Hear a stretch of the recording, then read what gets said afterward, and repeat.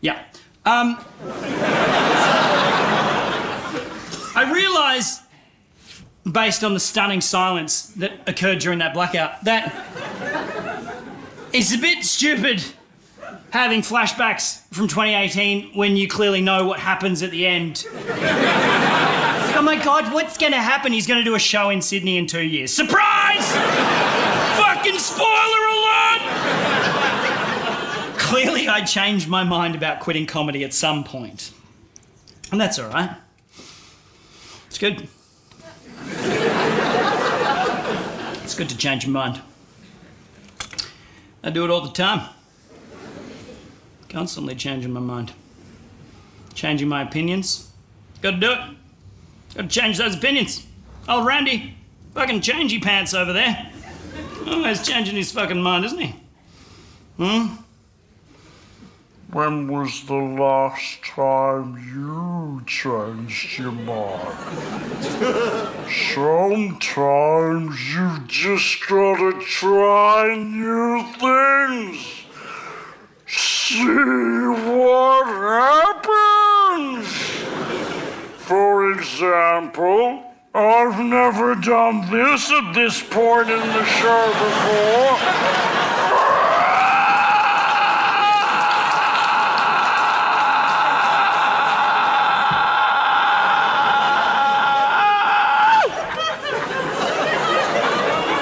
Gotta try new things. Gotta change your opinions.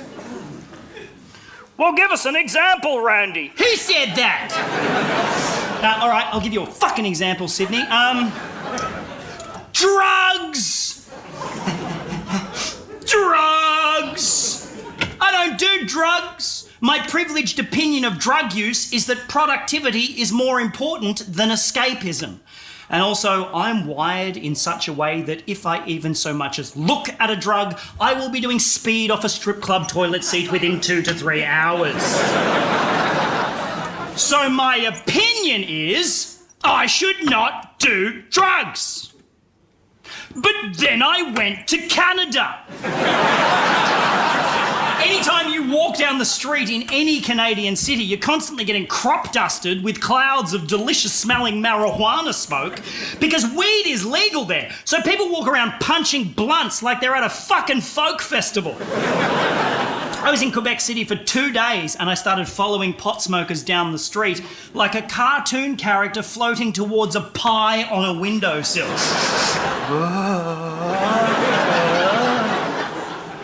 So I changed my opinion and decided I should do drugs. Has anybody here actually been to Quebec City? Anyone? It's a beautiful part of the world, isn't it? Bit confusing.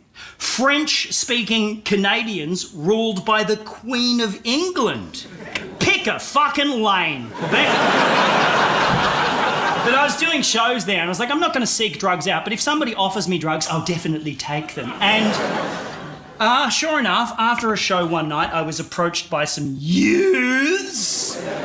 Some youths approached me and they offered me a brownie. Now, they're very fond of edible drugs in that part of the world. The pot brownie and the hash cookie and the weed cake and the wacky tobacco toasted sangy. And these youths offered me a brownie the size of a fucking John Grisham novel. So I said, yes!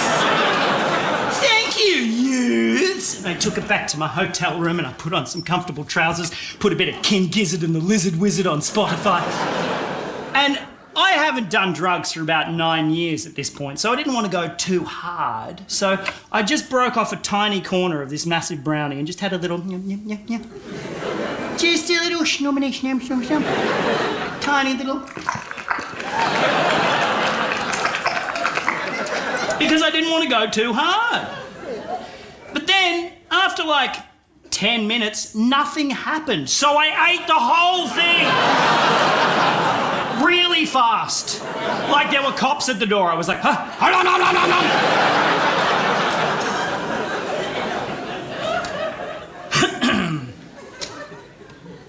And then I Googled how long it normally takes for a pot brownie to kick in.